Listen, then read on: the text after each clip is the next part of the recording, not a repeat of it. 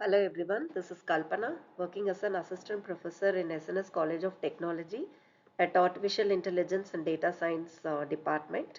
Today we are going to discuss about array declaration.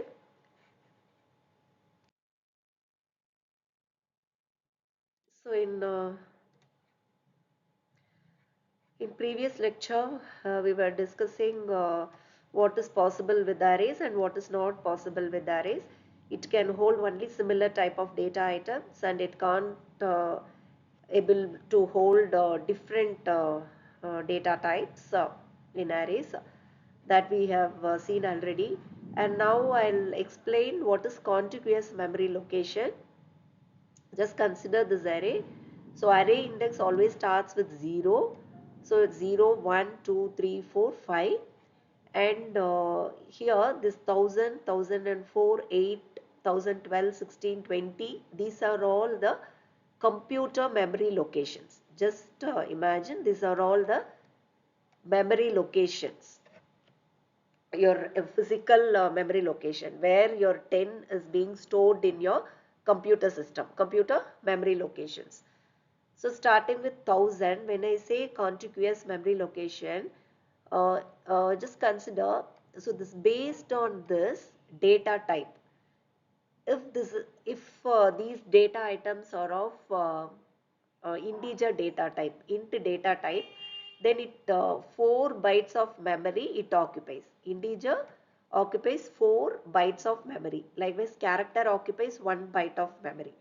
Okay, so likewise, when I say integer, these are all of integer type. So the starting address is 1000. Just consider the starting memory location is 1000. So obviously 10 is going to store in this 1000th location. So after that, the second element is nothing but 25. 25 will be stored in 1004 because each data item, each integer value holds 4 bytes of memory, right? So after 10 is holding 4 bytes of memory. So after that at 1004 we are going to store 25. Okay, and then third data element is 30. So we are going to store 30 in 1008. And then for next data element is 40 that we are going to store in 1012. So this is called contiguous memory location. This is for integer type. Integer, it holds 4 bytes. So one after another, next memory location, we are going to store it. If it is of character byte, just imagine your first element stores at 1000 location. Your second will be at 1001. Third will be at 1002. So something like that it will store. But here, since it is of integer data type, so each data element is taking 4 bytes of memory. So this is your contiguous memory location. Once again, I'll repeat, your index values of array starts with 0, and when I say contiguous memory location, consecutively your elements are getting stored in your computer memory. Okay, so these are all the array elements. These we call it as array elements. So next is declaration of arrays.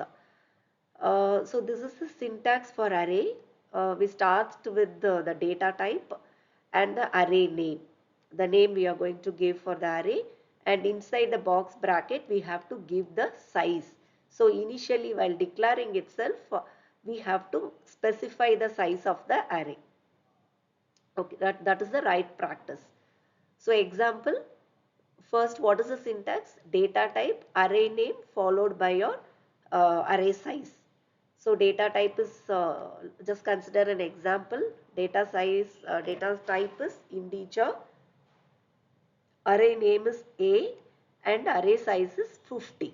Just we are giving 50. So it can hold 50 data elements, and starting from 0th location, 0 to 49 the position, it holds the data item.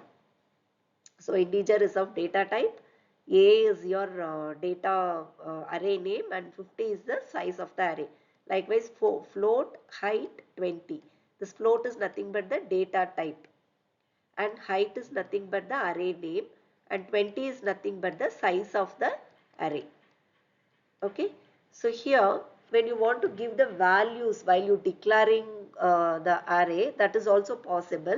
So we can use this representation, we can use this format: data type, array name, size equal to the values, equal to, we can give the values in the curly braces. Okay, 5 here I am going to have 5 I am going to hold 5 data elements.